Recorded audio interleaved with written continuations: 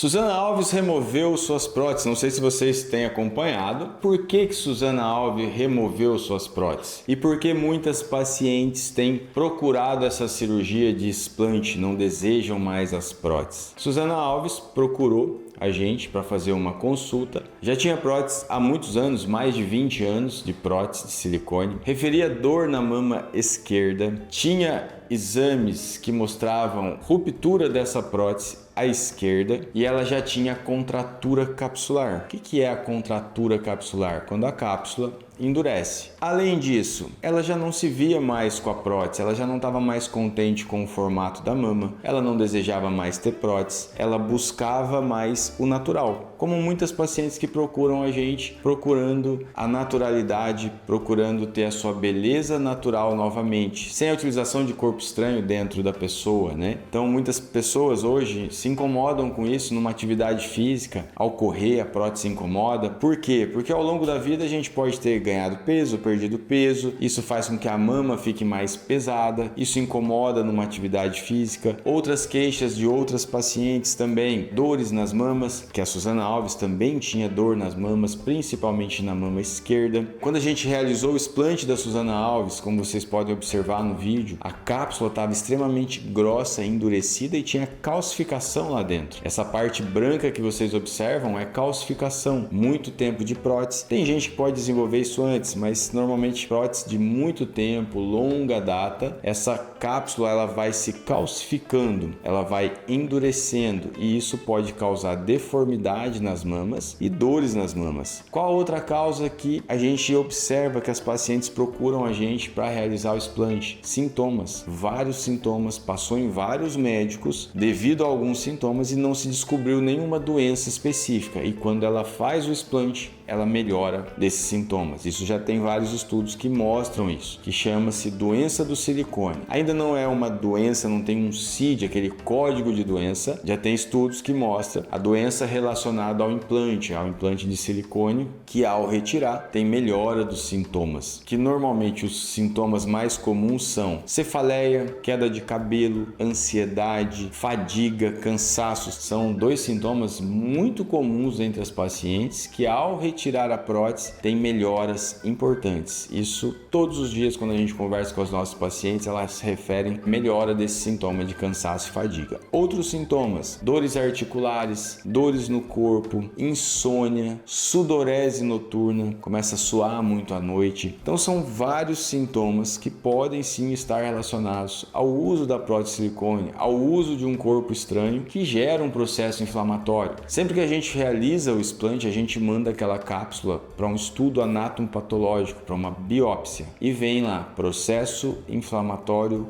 crônico, ou seja, a gente tem o corpo ali sempre brigando, sempre um processo inflamatório crônico, que é essa cápsula que envolve a prótese. E isso pode gerar esses problemas no paciente. Além disso, a gente tem a síndrome ásia. Isso sim é uma doença que já está caracterizada, que é uma doença, uma alteração da imunidade devido a um corpo estranho. E isso pode ser um start, pode ser um início ou um estímulo de uma doença autoimune. Essa paciente pode desenvolver uma doença autoimune devido ao uso de um corpo estranho, que seria a prótese de silicone. Então são vários problemas, vários sintomas, decisões, mesmo pacientes que não têm sintomas, que procuram a gente para realizar o explante hoje. Pacientes que não estão mais na fase de usar prótese, pacientes que já não vê mais sentido na prótese, ou pacientes que não desejam ficar trocando a prótese. Por quê? Prótese não é vitalícia, a mama vai ceder com a prótese, a mama pode ter problemas com a prótese. É orientado a cada 10, 15 anos, está trocando essa prótese quem faz uso. E hoje muitas pacientes não querem ficar nessas trocas de prótese, elas preferem o natural, preferem a mama mais natural, para atividade física, para a vida diária. Muitas não conseguem dormir de bruço devido a dores nas mamas, então procuram a gente por N motivos para realizar o explante. E a Suzana Alves, não diferente, procurou também a gente para poder realizar o explante, porque ela tinha dores nas mamas, ela tinha ruptura de prótese. A ruptura de prótese